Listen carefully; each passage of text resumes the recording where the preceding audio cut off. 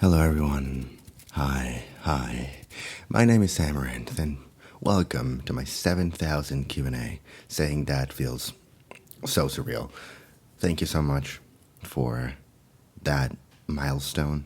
I'm not good at giving speeches. Thank you so much. And to celebrate, I'm going to be answering your questions. I am, of course, I'm very grateful for this. I don't know, man. Ya empezamos mal. Shit. Yeah, well, I made myself some tea. I don't know how you say this in English, but it's manzanilla. And I'm going to be answering your guys' question. Just a little heads up. I'm going to be answering them a little bit fast because there's like a lot of them. So, yes, just as a final introduction thingy, thank you so much for 7K. I really appreciate it. I love talking to you guys. I love getting to know you guys. I always read your comments, and it's very heartwarming to read all of your kind words and all of your messages about me helping you sleep and whatnot. And it's, yes, and I really appreciate it.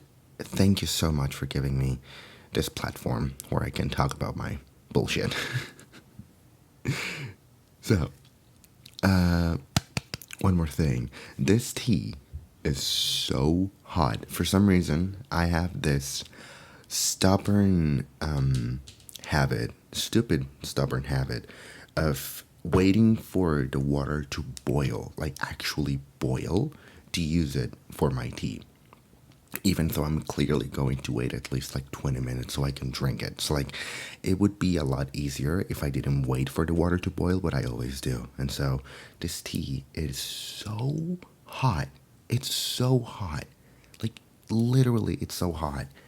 And I feel like I'm gonna burn my tongue and it's gonna become barbecue if I if I even put this near my mouth. But I'm using a spoon.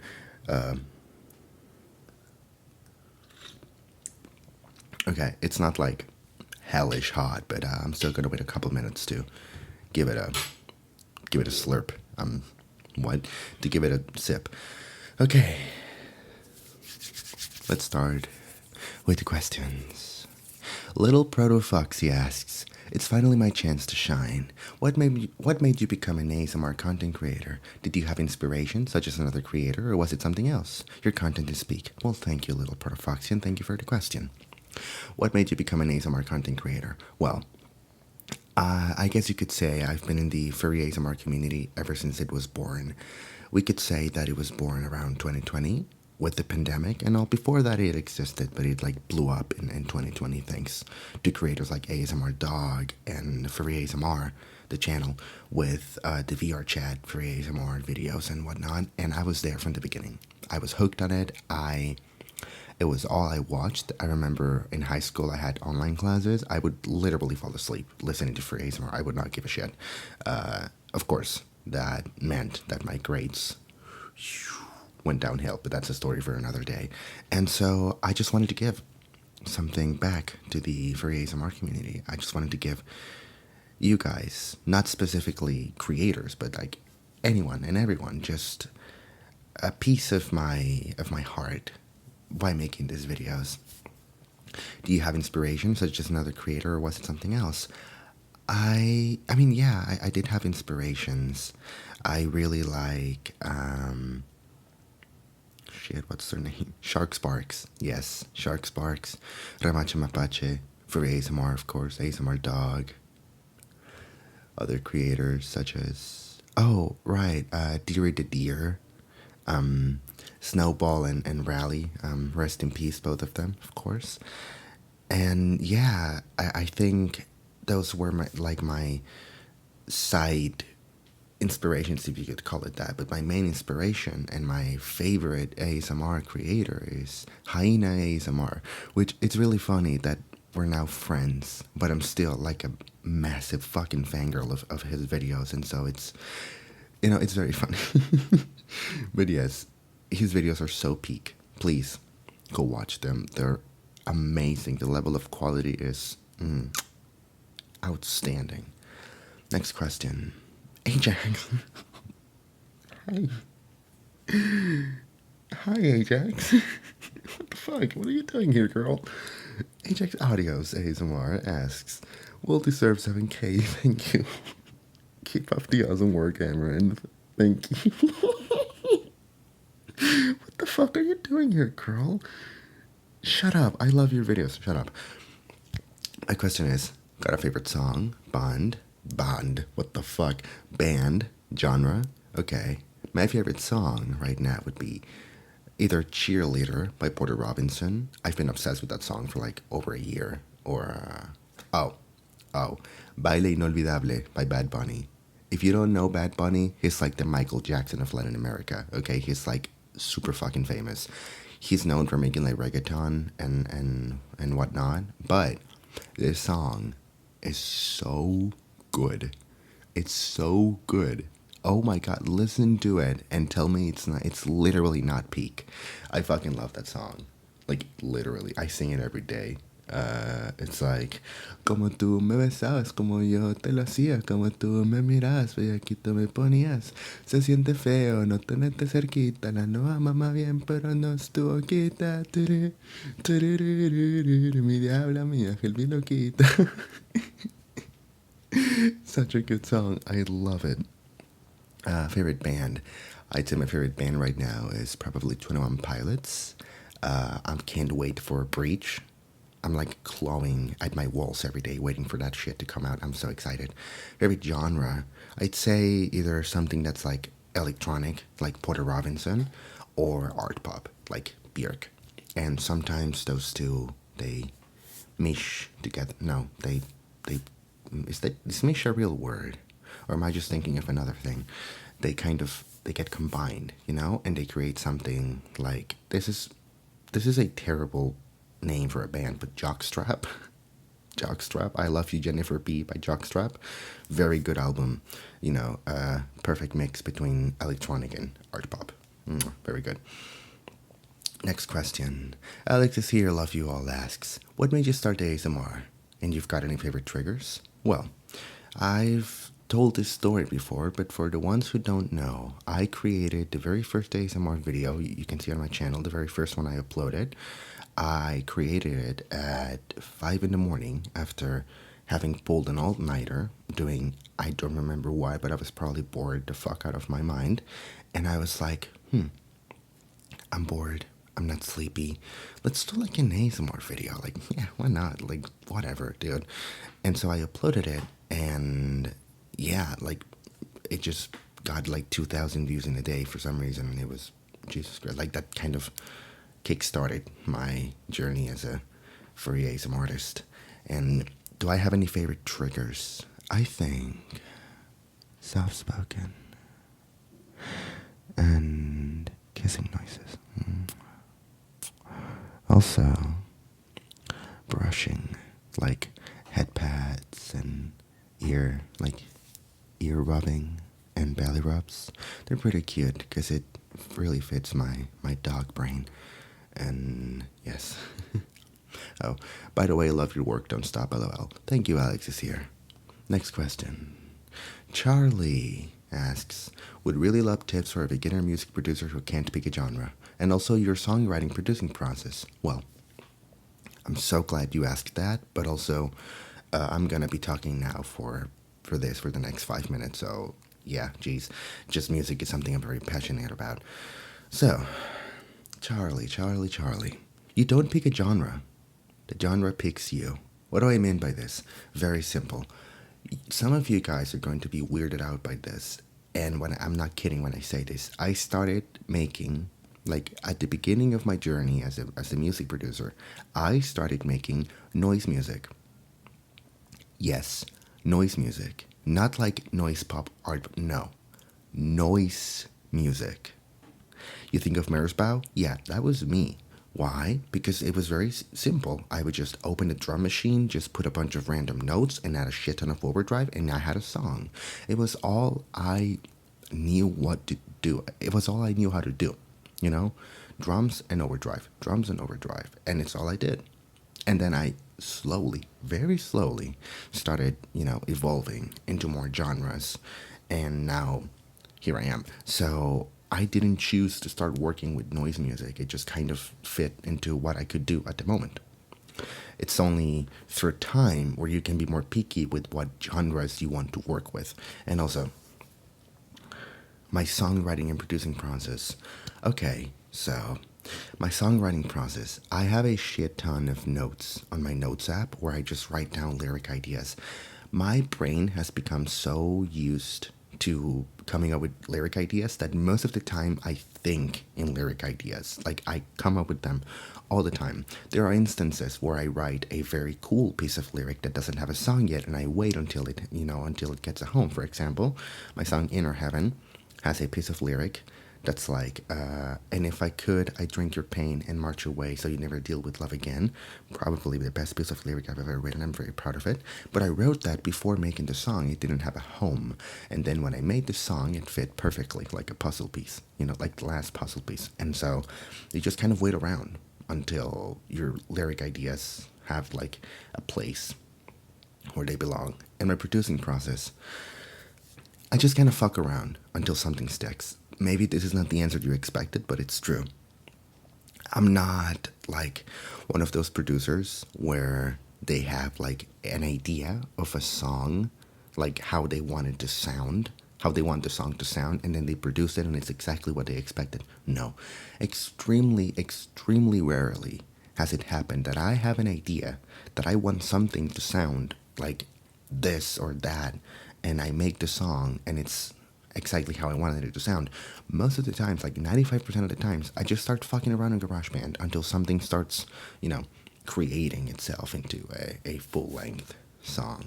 Also, this is my greatest piece of advice, as a music producer for you. Two things. The first one, don't be scared of making shitty music. Your first songs are going to be shitty. You are not going to escape that. You can't. So, get used to making bad music. Get used to making songs with terrible mixing, terrible mastering, terrible lyrics, terrible producing, terrible vocals, terrible everything. Don't be scared of making shitty music. And the second piece of advice, the most important one, always be proud of the music you create. It doesn't matter what it is. It doesn't matter how good or how bad you think it is. Always be proud of it. It is the only way you're going to move forward as a music producer. I'd say that's my best piece of advice. Hey, most importantly, good luck and have fun. Oh, this tea isn't like hellish hot. It's actually very pleasant. Next question. Canned Johnson asks, if you were a Pokemon trainer and or a gym leader, what type of Pokemon would you use and what is your favorite legendary started in Generation of Pokemon? Also, I just want to say that I really love your videos and your voice so much. Also, hi YouTube. Thank you, Ken Johnson. That means a lot to me. I know it may seem a little generic that I always say, that really means a lot to me, but it does.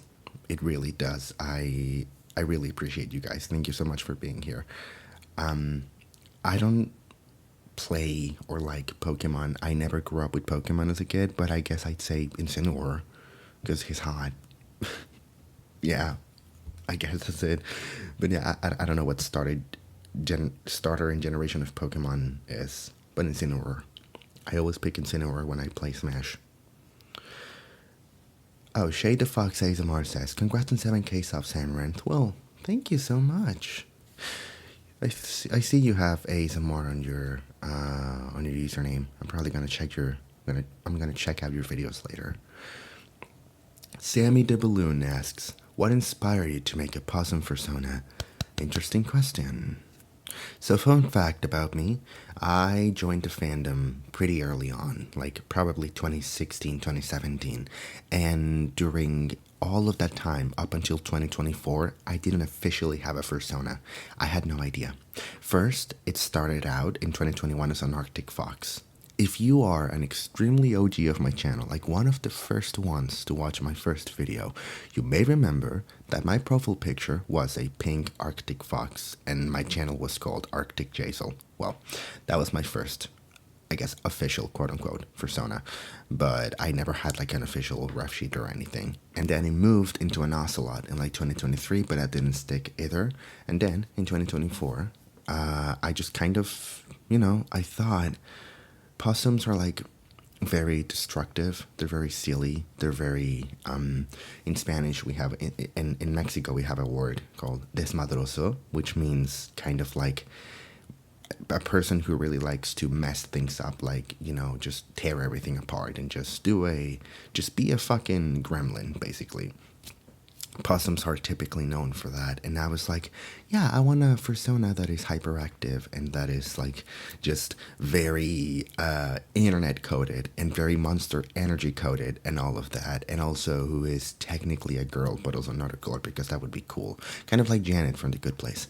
And I was like, yeah, this is it. This is my fursona. And as soon as I came up with the species, a possum, the name Amaranth just came into my mind magically. And I was like, if I had a possum fursona, her name would be Amaranth.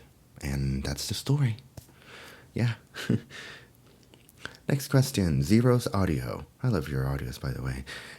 Hi, Ranth. Congrats on the 7K. My question is, out of all of your videos audio so far, which one was your favorite to create and why? Well, I've got a lot of videos I'm proud of. I have this philosophy that I want to be proud of everything, of every single video I make.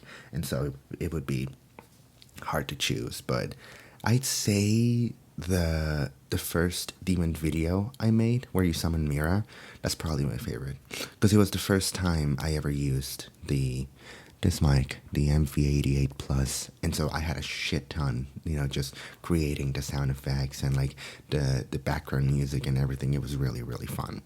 And also, yeah, like I was very proud of it. I was very proud of the end result. I think that was my favorite video.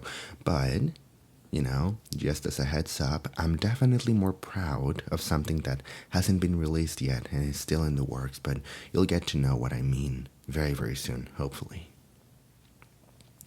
Mano Takagi asks, would you consider voice acting? Like if you were asked to voice a furry visual novel or some furry animation, would you accept?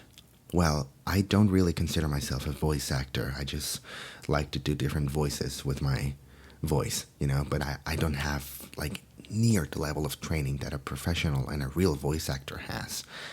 But if I guess if someone asked me like, hey, we're doing this passion project, this very visual novel, do you want to hop in and like voice a character?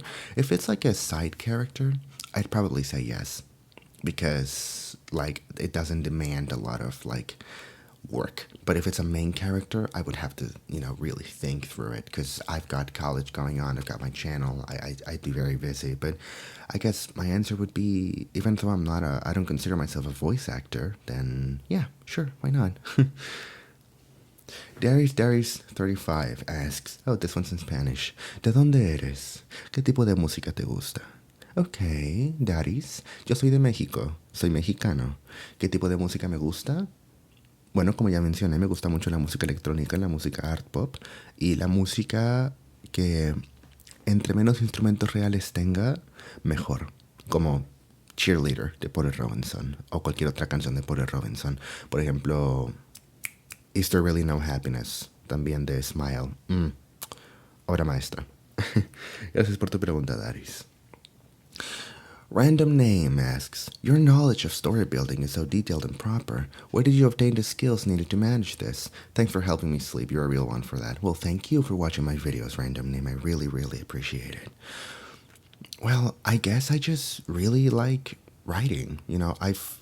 This is kind of embarrassing, but I've written a couple of books back when I was like a teenager and like a kid, when I was like 12 to 15 years old, more or less. I've always been really interested in writing and character development and just writing characters and whatever. And so having an ASMR channel is like a very great opportunity to put those skills, to practice.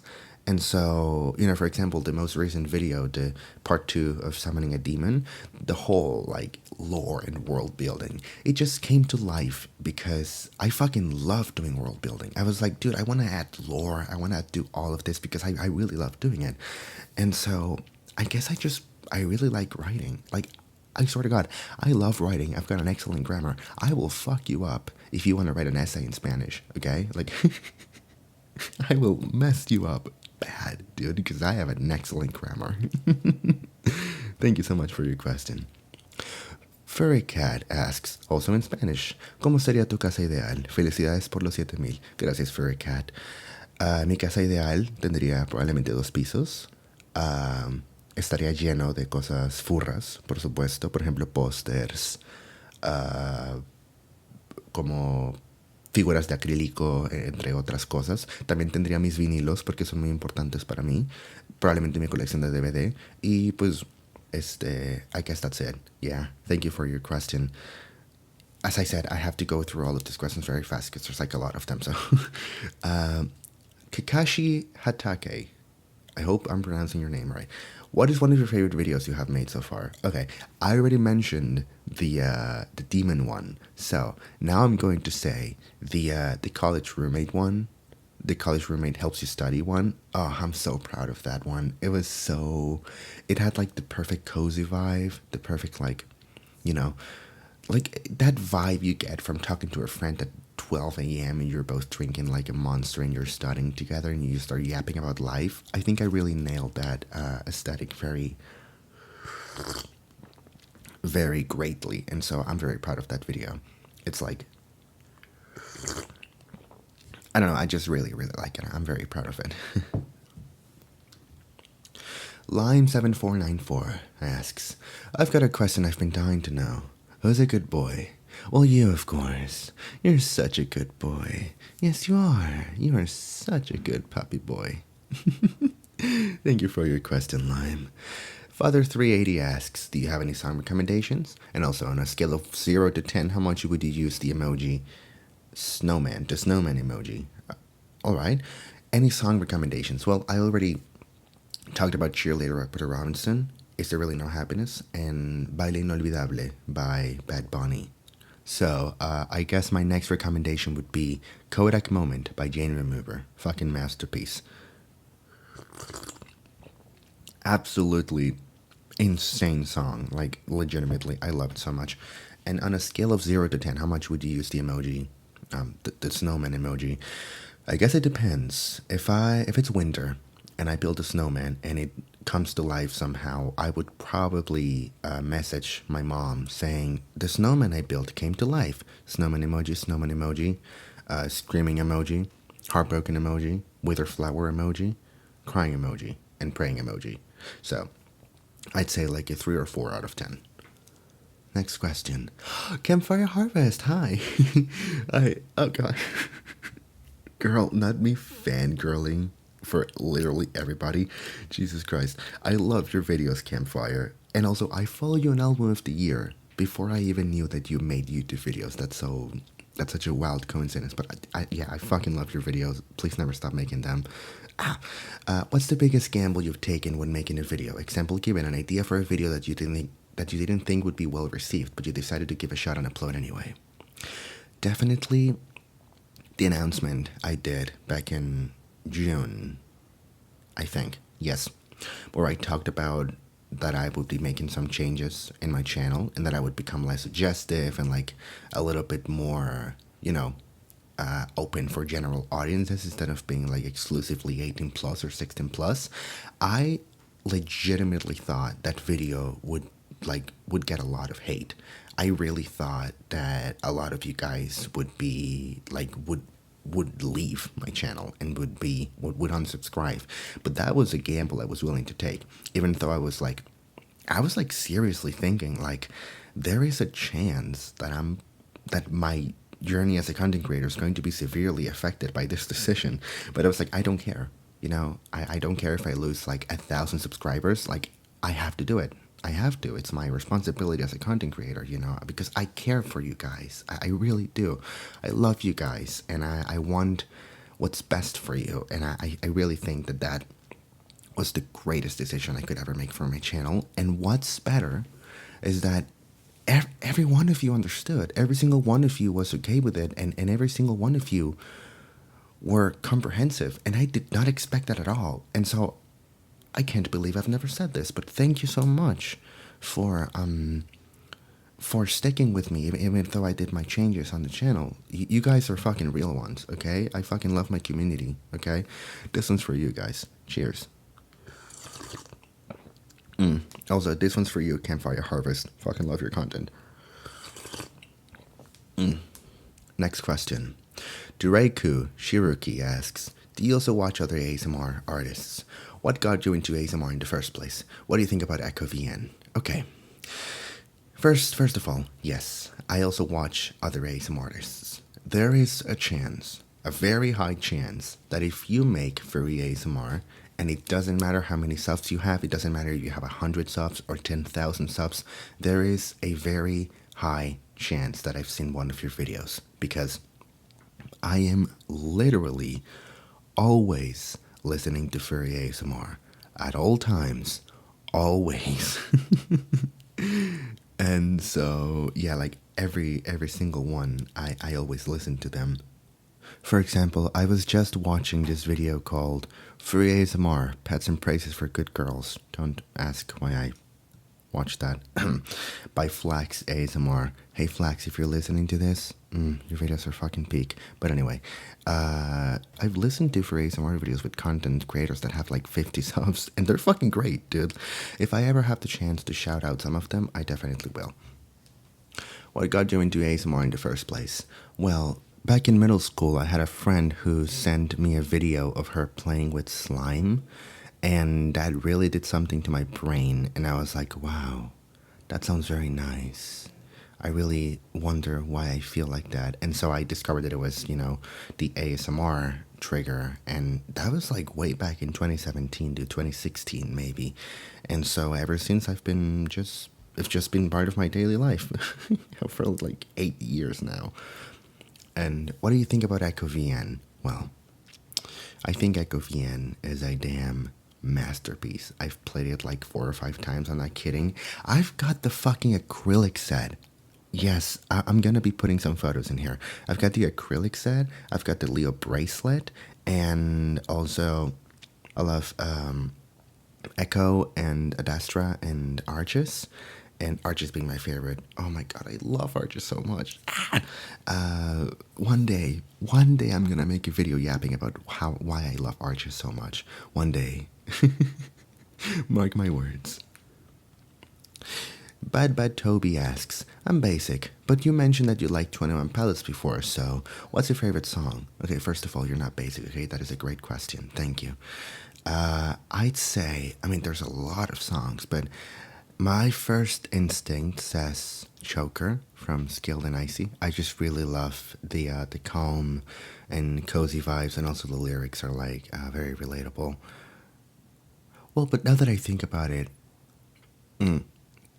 Oldie Station from Clancy, I think it's like a love letter to growing up and changing, and most importantly, it is a love letter to making mistakes. There is this lyric that's like, make an oath, then make mistakes. Start a streak, you're bound to break.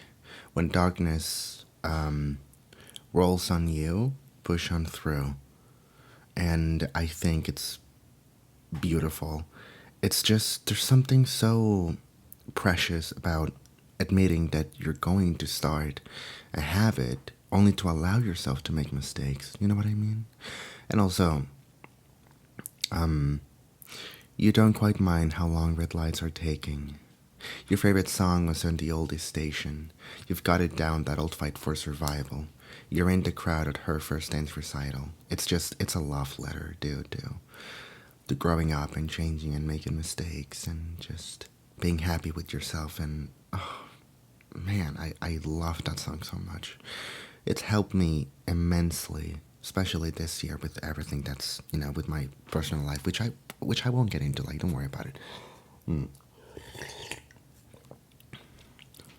Yeah. I guess it's my favorite song by them. Which is funny because when I first listened to Clancy last year, I didn't like it. It's been such a grower album for me. Nod asks, if you could live in any free media world, what would you choose? Definitely Soul Creek, so I could be with my hubby wubby, my husband, my beloved Loken. I love that fucking hound, dude. He's adorable, and also the story building of Soul Creek is like insane, dude. Like legitimately, I cannot wait to play the last build, which is coming out soon. I hope.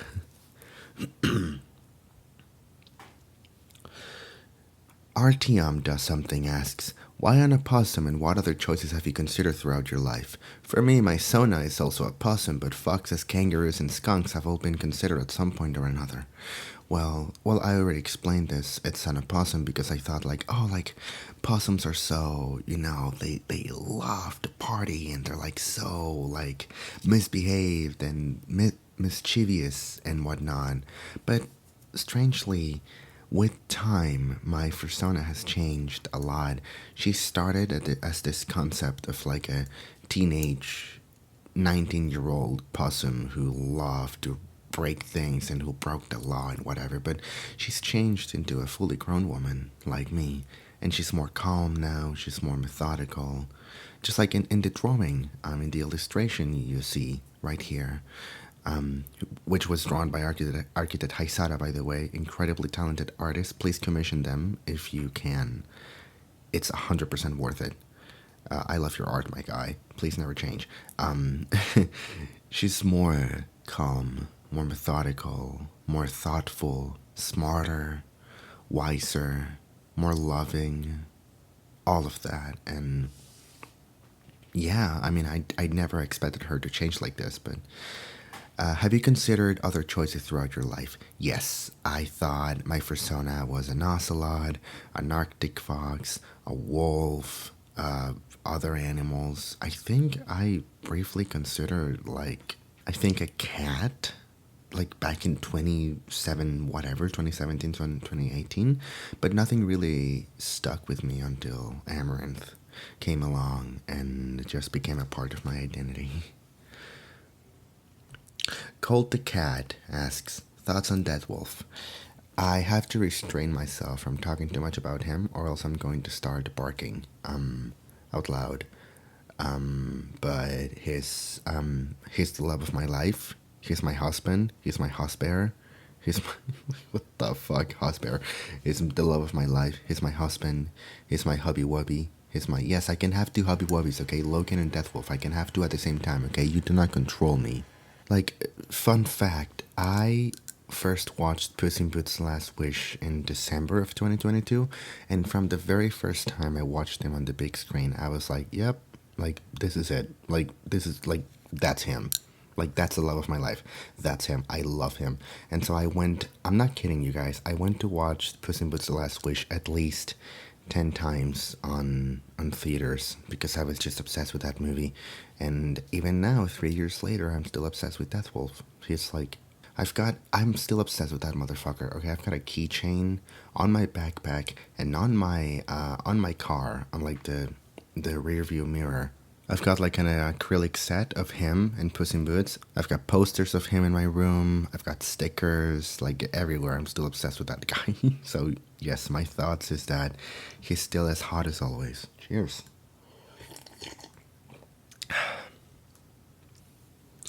Caffeine asks, meow, if you've ever listened to the genre, what's your favorite jazz band? And if not, most cringe thing you've ever read? Does jazz rock count? Because I listen to Black Midi. I mean, I used to a lot. Now it's more like a once in a while thing.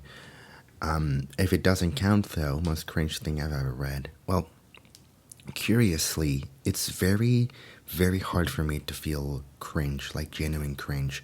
Because most of the times, people use the word cringe to refer to someone who is just doing something they enjoy. You know, like dressing up, doing funny faces, doing a funny voice, doing a sketch, a comedy sketch or whatever. And I'm just like, I mean, they're just living their life. Why would I feel cringe? Like, I literally don't know this person. I don't care about them. Like, and if they're doing something that they enjoy, then why would I feel embarrassed? You know, like whatever, dude. But so I don't know, dude. It's very hard for me to feel like genuine cringe. So I guess I don't have an answer to that question. Lol Me Not asks, favorite food and how well can you cook? Do lollipops count as food? Because I fucking love those. Like, if you want to make me happy, just give me like a raspberry or like a cherry flavored lollipop, and like I'll be happy for the rest of the day. But if it doesn't, I guess, I don't know, chicken strips. I mean, I guess. How well can I cook? Well, I can definitely defend myself moderately, but I could use one or two more recipes, you know, in order to be like, I definitely know how to cook. But it's not like I'm completely lost. Vols and Vodka asks, pineapple and pizza, tolerable choice or unforgivable heresy?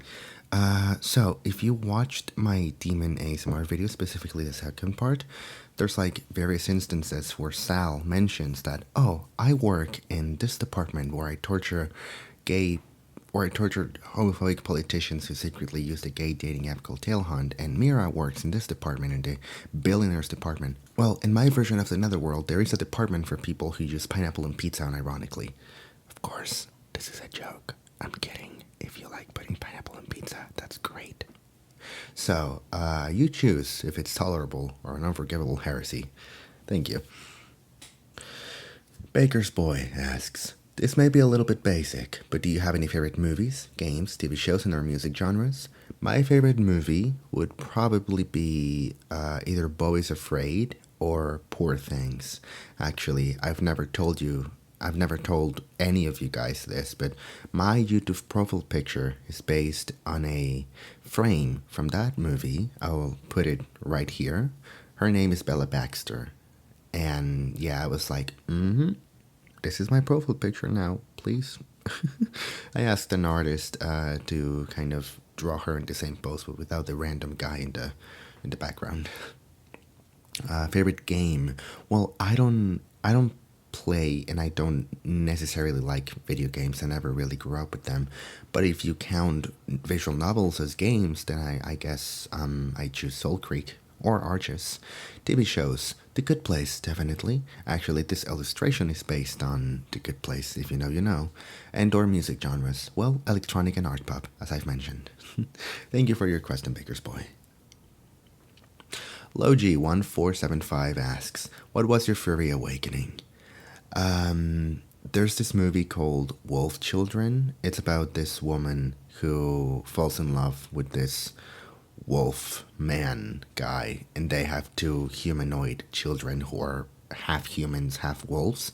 Well, the wolf man, or werewolf, or whatever you want to call him, that scene where he transforms into a wolf, yeah, I was like 12 years old when I watched that, and I was like, huh. He was my crush for the longest time, at least until I found Death Wolf. So, yeah. Jermaine Fur asks, oh, actually, I collabed with you recently. I really loved the video. Great job. Jermaine Fur asks, have you seen my tennis ball? Oh, no. Aw. Well, no, but don't worry. We'll find it. Okay? We'll find it so you can have your tennis ball again, my good puppy boy. All right? Alice Circle asks, what is the process of finding the art and then making the thumbnails because they always hit the mark? They do, don't they? Yeah. You'd be surprised to know that a lot of having this channel consists of finding illustrations. I'd say like 80% of having this ASMR channel is dedicated to finding illustrations on certain website. And what I do is that I just search and search and search and search and search and search and search until I find something that I think that I like, that I think would be appropriate for my YouTube channel and that is cute. And then I find the artist Blue Sky because I don't have Twitter, and then I message them asking them for permission to use their illustration. And if they say yes, well, I got a new thumbnail. But yeah, like the only reason they're as good as they are is because I spend a lot of time searching for them, like a lot. So I guess that's the secret. Conte asks, what were your first impressions of the furry fandom? Back in 2016, when I watched Zootopia, I didn't know what the furry fandom was, but I was like, there's something about this Nick Wilde guy that I really enjoy. And so I had Pinterest at the time. I started looking for pictures of him, and then I encountered a furry illustration of Nick Wilde. And that's when I discovered the furry fandom. But on first impression, I thought that the furry fandom was just an artwork style. I thought it was just about the artwork. I had no idea about the fursuits and the fursonas and the conventions and the memes and whatever. It was until 2019/2020. No, I think it was 2019 that I really started getting involved. There's this furry YouTuber called Solar Saver. Dude, God bless them, okay? They're like the only reason I know anything about the furry fandom. They made videos where they were like, oh, your first furry convention and how to use art and how to do this and do that. And they were like my guideline, dude, to be introduced into the furry fandom. And yeah, like I will always be grateful for their videos. Caleb Honey asks, I'd collect anything cool or interesting? Well, I have a small vinyl collection, even though I don't have a record player, so call me basic if you'd like. But basically, I have some 21 Pilots, Billie Eilish, Joe, Magdalena Bay, Sufjan Stevens, Halsey, Miley Cyrus, Sufjan Stevens. Oh, I already said Sufjan Stevens.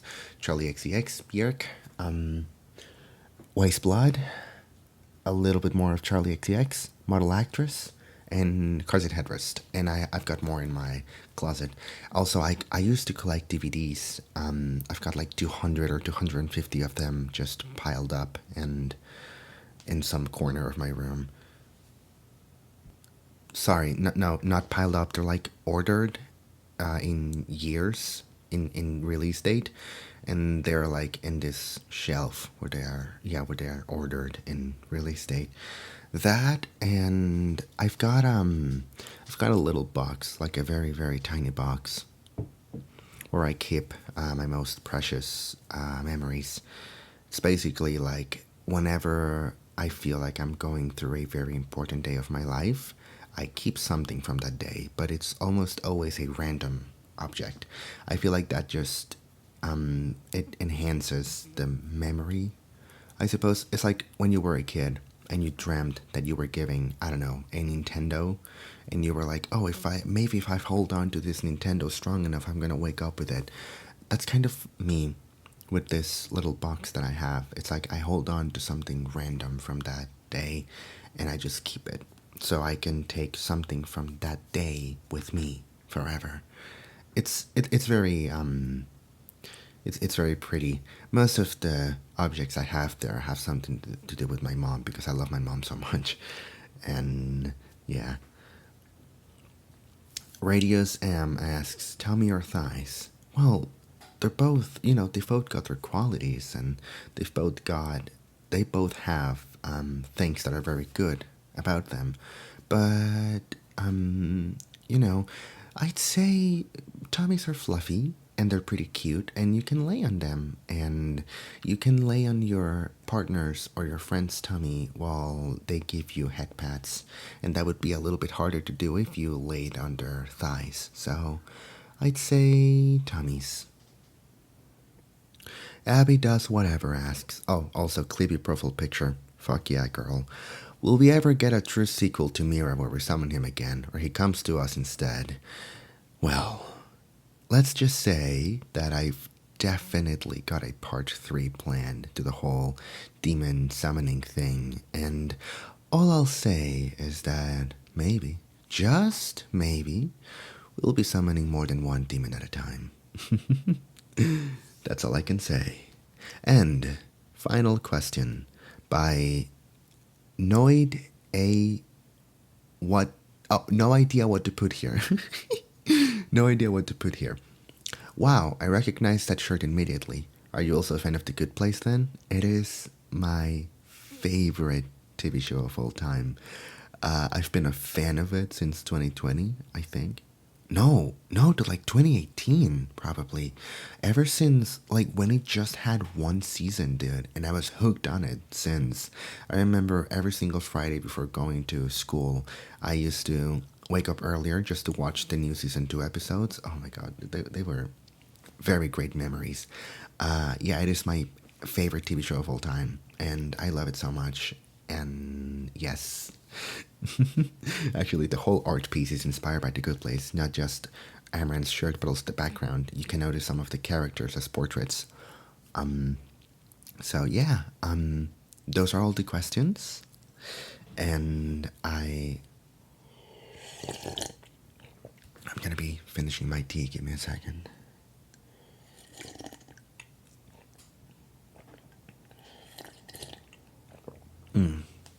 Again, thank you so much for every single one of you for tuning in to watch my videos, to comment, to like, to just thank you to all of you who fall asleep to my videos. Like, thank you for that confidence. You know, it's not easy to give something as private as your sleeping hours to a random stranger on the internet. So really, thank you for that. There are more things planned. I know everyone always says this, but truly there are more things planned. I'm very excited for the future of this channel. I have an incredibly ambitious idea for my 10K special if I ever hit 10K, but I'm like, I have to be planning it, like, you know, since now, because it is like genuinely so big, bigger than you'd think.